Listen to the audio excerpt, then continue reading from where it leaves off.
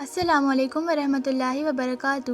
رسول اللہ صلی اللہ علیہ وسلم کا ارشاد ہے کہ جس نے میری امت تک دین کی 40 احادیث پہنچائیں، اللہ اسے قیامت کے دن فقہاء اور علماء میں اٹھائے گا۔ اسی سعادت کے حصول کے لیے ہم شروع کر رہے ہیں 40 احادیث مبارکہ کی ایک خاص سیریز۔ ہم ان 40 احادیث کو 4 حصوں میں مکمل کریں گے۔ آج اس سلسلے کی پہلی قسط ہے جس میں ہم ایسی 10 جامع احادیث سیکھیں گے جو ہمارے ایمان، ذکر، علم اور روزمرہ کے اخلاق سے متعلق ہیں۔ آئیے ہدایت کے اس سفر کا آغاز کرتے ہیں۔ آئیے جانتے ہیں افضل ذکر اور افضل دعا کے بارے میں۔ نبی کریم صلی اللہ علیہ وسلم نے فرمایا، سب سے فضیلت والا ذکر لا الہ الا اللہ ہے اور سب سے فضیلت والی دعا استغفار یعنی اللہ سے معافی مانگنا ہے۔ یعنی حضور پاک صلی اللہ علیہ وسلم کی اس حدیث مبارکہ کے 2 حصے ہیں۔ پہلے حصے میں اللہ تعالیٰ کی توحید کے اقرار کو سب سے فضیلت والا عمل قرار دیا گیا ہے، جبکہ دوسرے حصے میں اللہ تعالیٰ کے حضور اپنی غلطیوں اور گناہوں میں معافی طلب کرنے کو سب سے فضیلت والی دعا قرار دیا گیا ہے۔ اب اگر کوئی اللہ تعالیٰ کی نگاہ میں پسندیدہ اور محبوب بننا چاہتا ہے تو اسے چاہیے کہ وہ چلتے پھرتے، اٹھتے بیٹھتے دل و جان سے لا الہ الا اللہ اور استغفار کرتا رہے۔ یہ حدیث علم کی فضیلت کے بارے میں ہے۔ نبی کریم صلی اللہ علیہ وسلم نے فرمایا، علم کی طلب ہر مسلمان مرد اور عورت پر فرض ہے۔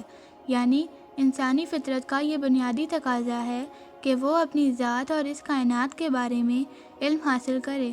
حضور اکرم صلی اللہ علیہ وسلم نے اس حدیث میں علم کی طلب کو ہر مسلمان مرد اور عورت پر لازمی قرار دیا ہے۔ انسان اس وقت تک اپنے اصل مقام اور اللہ کی طرف سے دیے گئے فرائض کو نہیں پہچان سکتا جب تک وہ علم کی راہ پر نہ چلے۔ دنیا اور آخرت میں سرخرو ہونے کے لیے صحیح علم حاصل کرنا ہی اصل کامیابی ہے۔ یہ حدیث بہترین انسان کے بارے میں ہے۔ نبی کریم صلی اللہ علیہ وسلم نے فرمایا، تم میں سے بہترین وہ ہے جس نے قرآن سیکھا اور اسے دوسروں کو سکھایا۔ یعنی قرآن حکیم اللہ سبحانہ کا وہ مقدس کلام ہے جس کا اصل موضوع انسان ہے۔ یہ صرف نماز اور روزے کی کتاب نہیں بلکہ زندگی کے ہر پہلو میں انسان کی رہنمائی کرتی ہے۔ ہم اس وقت تک سچے مسلمان نہیں بن سکتے جب تک اپنی زندگی کو قرآن کے سانچے میں نہ ڈھال لیں۔ اس لیے بہترین انسان وہی ہے جو خود بھی قرآن پڑھے، اسے سمجھے اور پھر دوسروں تک بھی اس کا پیغام پہنچائے۔ اس حدیث میں درود پاک کی فضیلت کو بیان کیا گیا ہے۔ نبی کریم صلی اللہ علیہ وسلم نے فرمایا، جس نے مجھ پر 1 مرتبہ درود بھیجا، اللہ نے اس کے لیے عافیت کا ایک دروازہ کھول دیا۔ یعنی نبی کریم صلی اللہ علیہ وسلم پوری انسانیت کے لیے رحمت اور کامیابی کا راستہ ہیں۔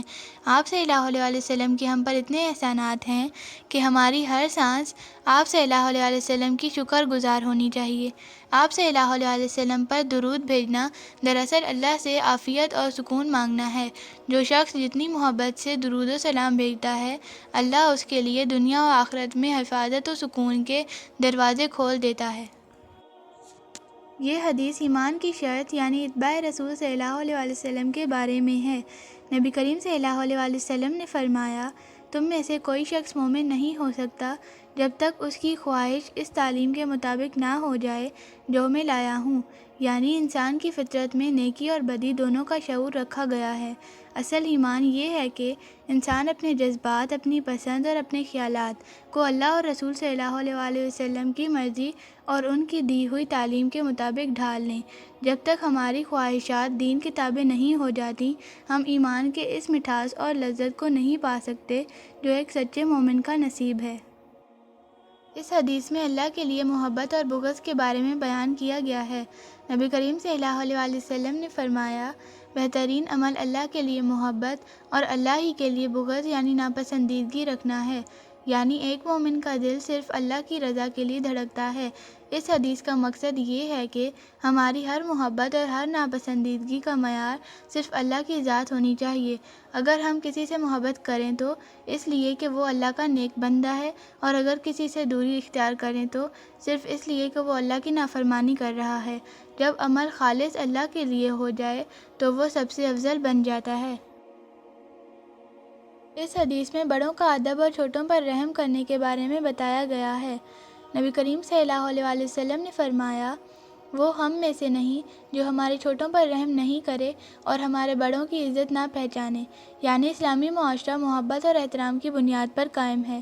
حضور پاک صلی اللہ علیہ وآلہ وسلم نے واضح فرما دیا کہ جو شخص چھوٹوں پر شفقت نہیں کرتا اور بڑوں کا مقام اور ان کی عزت نہیں پہچانتا، اس کا ہمارے طریقے اور ہماری جماعت سے کوئی تعلق نہیں۔ یہ حدیث ہمیں معاشرے میں ایک دوسرے کی قدر کرنے اور رشتوں میں نرمی پیدا کرنے کا سبق دیتی ہے۔ یہ حدیث رشوت کی ممانعت کے بارے میں ہے۔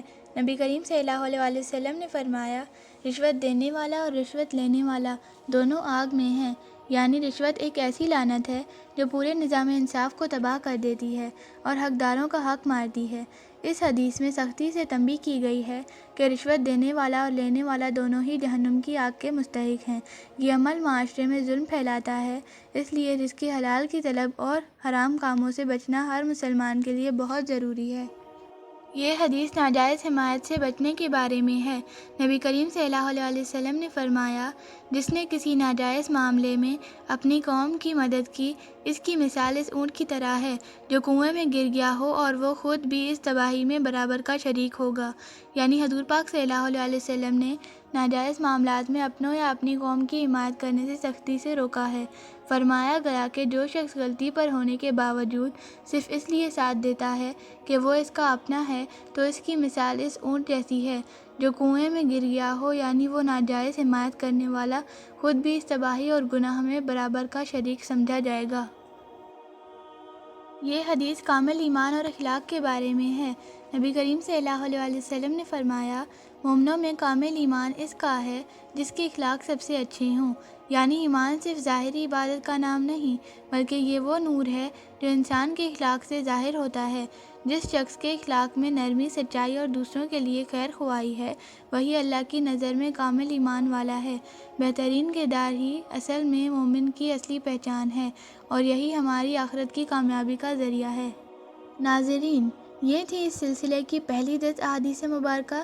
یہ صرف الفاظ نہیں بلکہ ہماری زندگی بدلنے والے نسخے ہیں۔